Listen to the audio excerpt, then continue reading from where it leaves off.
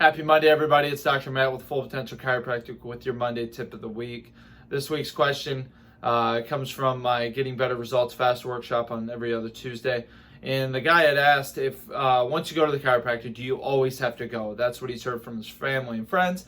And that's not necessarily true, right? So we always base recommendations off of two things, right? Your health goals and our findings. What your health goals are, whatever they are, right? If you want to keep on with your exercise regimen, keep up with your kids, keep up with your grandkids, whatever it may be, right?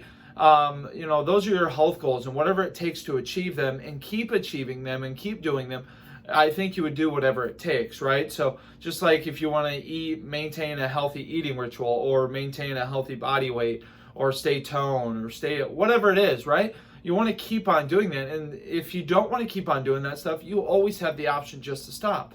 But what we find in the office is people come in such bad shape, they've just pushed through the pain, dealt with the pain, didn't have time to deal with it. And then they realize they're starting to get back things in their life that they had neglected, or couldn't do over the years. And they start to enjoy these things more. They have more of a positive attitude, getting better sleep, getting better energy. And then they want to make sure they don't lose that again, right? Because they know how much they appreciate that. So if you guys have any questions on this, just let me know, post them below. Have a great Monday, everybody.